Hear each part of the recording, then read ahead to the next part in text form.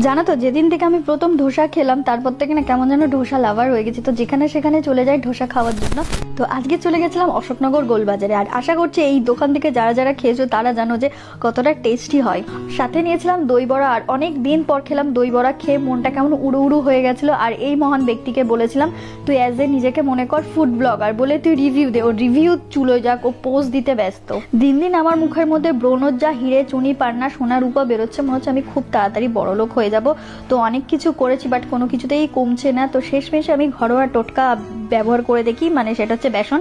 1 kilo বেসন নিয়ে এসছে, এটাকে পুরোটাই শেষ করব। মেখে যদি কমে তো ভালো, না হলে বাদ দাও, মুখের কথা গেল। ঘোষবাড়িতে টিউশন পড়ানোর একটা ভালো বেনিফিট আছে। প্রথমত গাঢ় দুধের দুধ দেওয়া চা, তারপর ছানা মিষ্টি দই যা যা পাওয়া যায়। মানে আমি যে বাড়িতে পড়াতে যাই সেই বাড়ি থেকে তো আমি প্রচুর বেনিফিট পেয়েছি। যেমন দেখো, 1 বাটি ছানা কাটিয়েছিল, তো সেখান থেকে আমাকে দিয়েছিল ছানা। তারপর কখনো সন্দেশ বানাই, তো কখনো মানে নানান রকম প্রচুর বেনিফিট তো আমি পাই। 10-এর মধ্যে 5 ইডলি ছানাকে আমি দেবো, আর 10-এর মধ্যে 10 মায়ের হাতে গরম গরম লুচি, ছোলার ডাল, আলুর দম আর টক দই দেবো। এর স্বাদের ভাগ হবে না, যাই কিছু হয়ে যাক না কেন। মায়ের হাতে গরম গরম লুচি আমার কাছে সবার আগে ফার্স্ট প্রায়োরিটি।